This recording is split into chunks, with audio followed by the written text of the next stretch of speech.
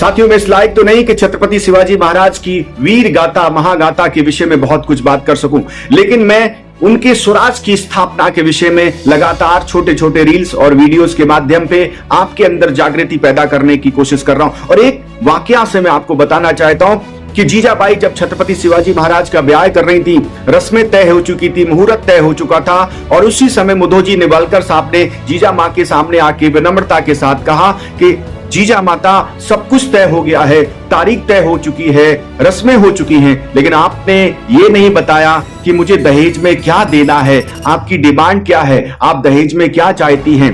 जीजा मां ने बहुत ही सुंदर जवाब दिया। उन्होंने कहा, मामा साहेब,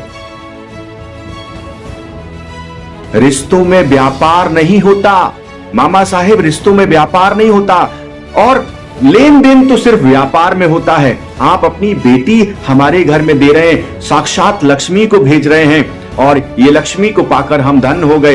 ये बात जैसी निंबालकर साहब ने सुना, उनकी आंखों में आंसू आ चुके। सोचो जीजा मां के संस्कार कितने अटूट और अडिग थे। उस जमाने में भी उन्होंने कहा, मामा साहब आप लक्ष्मी रूप हमारे घर में भेज रहे हैं, हमें कुछ नहीं चाहिए, लेन देन तो सिर्फ व्यापार में होता। इस मैसेज के माध्यम से आप सोचिए, जब आप अपने घर में शादी ब्याह करते हैं तो आपकी सोच, आपकी समझ कैसी होती है। और पूरा महाराष्ट्र, पूरा राष्ट्र छत्रपति शिवाजी महाराज को, जीजा मां को आदर्श मानता है। क्या आप उनके आदर्शों का पालन वाकई में कर रहे हैं?